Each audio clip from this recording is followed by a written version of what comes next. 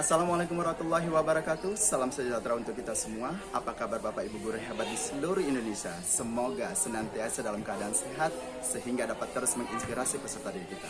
Perkenalkan, saya Muhammad Reza Pahlevi, seorang guru bahasa Inggris dari SMP Negeri 1 Tebing Sabandar, Kabupaten Tanah Bertua, Negeri Beradat, Kabupaten Sedang Bedagai, Provinsi Sumatera Utara. Akan berbagi aksi nyata pada platform Merdeka Mengajar dengan topik Kurikulum Merdeka melalui penyebaran pemahaman mengapa kurikulum perlu berubah. Bapak Ibu guru hebat dimanapun Anda berada. Secara sederhana, kurikulum dapat diartikan sebagai pedoman dalam penyelenggaraan kegiatan pembelajaran untuk mencapai tujuan pendidikan tertentu. Saat ini, kita hidup di era revolusi industri keempat atau biasa disebut dengan revolusi industri 4.0 yang menuntut generasi muda untuk kreatif, adaptif, dan inovatif. Oleh karena itu, pentingnya perubahan kurikulum yang sesuai dengan kebutuhan murid dan perkembangan zaman saat ini. Berbagai isu baru menuntut satuan pendidikan menyiapkan kurikulum yang membantu murid untuk menghadapi dunia yang penuh dengan tantangan. Kurikulum yang baik adalah kurikulum yang sesuai dengan zaman. Kurikulum itu sendiri bersifat dinamis dan terus dikembangkan atau diadaptasi sesuai konteks dan karakteristik murid demi membangun kompetensi sesuai kebutuhan mereka kini dan masa depan. Bapak Ibu guru, masih ingatkah kita masa-masa bersekolah dahulu? Sebelum ditemukan internet dan penggunaannya semasif sekarang ini, sekitar 20 tahun yang lalu, kita begitu antusias mengerjakan tugas-tugas dengan mencari sumber referensi buku di perpustakaan sebagai sumber referensi utama. Atau sebagian besar dari kita sudah menggunakan disket untuk mengumpulkan tugas. Saat ini, selain tersedianya buku-buku di perpustakaan di sekolah yang dapat dijadikan sumber referensi bacaan siswa, mereka juga dapat dengan mudah melalui gawai yang terkoneksi jaringan internet mengakses sumber referensi dari perpustakaan-perpustakaan terbaik di dunia melalui situs-situs penyedia, jurnal-jurnal terakreditasi, kanal-kanal pembelajaran di YouTube, dan lain-lain. Menurut Badan Pusat Statistik, penggunaan internet untuk kegiatan belajar siswa usia 5-24 tahun terus meningkat. Pada tahun 2020 terdapat 59,33% siswa yang menggunakan internet. Angka ini tumbuh pesat dari 33,98% pada tahun 2016. Peningkatan penggunaan internet terjadi pada semua jenjang pendidikan, terutama jenjang sekolah dasar sederajat. Dalam kurun waktu 2 tahun, siswa SD yang mengakses internet meningkat menjadi 35,97% pada tahun 2020 dari sebelumnya 16,64% pada tahun 2018. Sementara jenjang pendidikan lain yakni SMP sederajat menjadi 73,4%, SMA sederajat 91,01% dan perguruan tinggi 95,3%. Penggunaan internet yang telah menjadi kebutuhan baik bagi para guru maupun siswa untuk tetap melaksanakan kegiatan belajar mengajar di masa COVID-19 meningkat secara signifikan hingga sekarang. Jika kita bertanya kepada siswa-siswa kita saat ini terkait cita-cita mereka, akan muncul berbagai respon jawaban cita-cita yang tidak pernah terbayangkan sebelumnya. Seperti mereka ingin menjadi ilustrator animasi karakter kartun, pencipta software komputer, pengembang aplikasi game, gamer, content creator, atau YouTuber.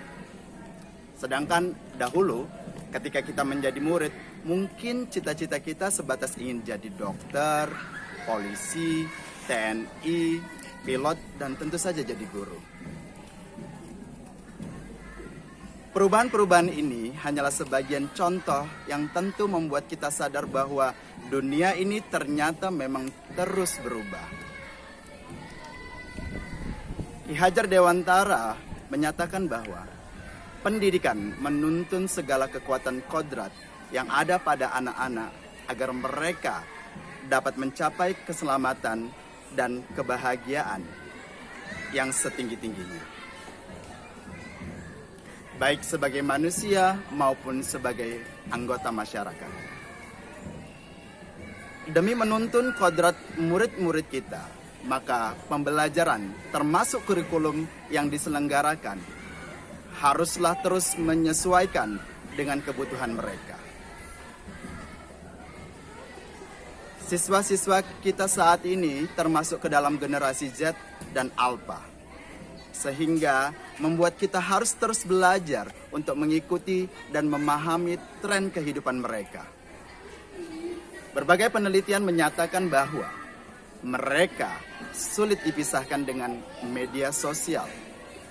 Hal ini justru dapat dimanfaatkan oleh guru untuk tujuan pembelajaran, misalnya dengan meminta murid membuat dan mengumpulkan tugas melalui aplikasi digital seperti membuat video terkait materi yang ditugaskan dan mengunggahnya melalui media sosial seperti Facebook, YouTube, Instagram, TikTok, dan lain-lain.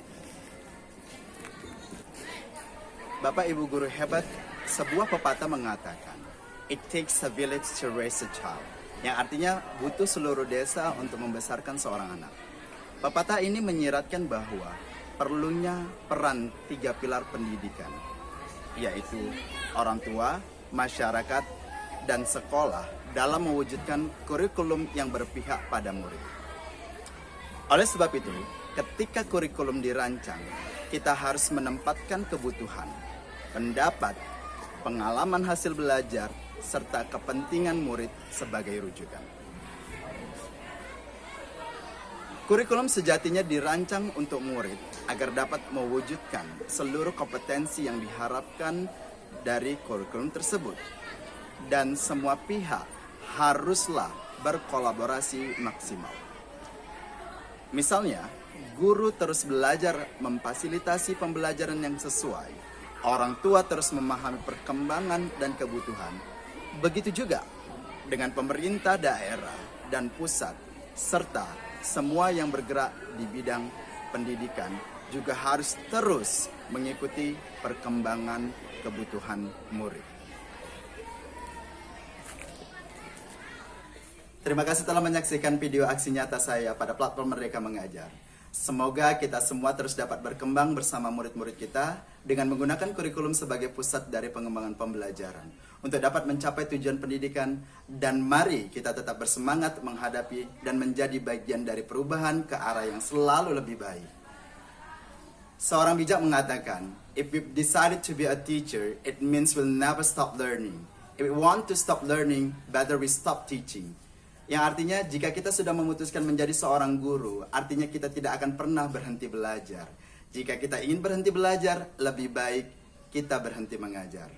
Saya Muhammad Reza Pahlevi dari SMP Negeri 1 Tebing Sabandar, Kabupaten Serdang Bedagai, Provinsi Sumatera Utara. Mohon pamit undur diri. Akhir kata, Serdang Bedagai dihuni oleh berbagai suku. Pertanian dan perkebunan menjadi potensi utamanya. Wassalamualaikum warahmatullahi wabarakatuh. Salam sejahtera untuk Bapak Ibu guru hebat semua.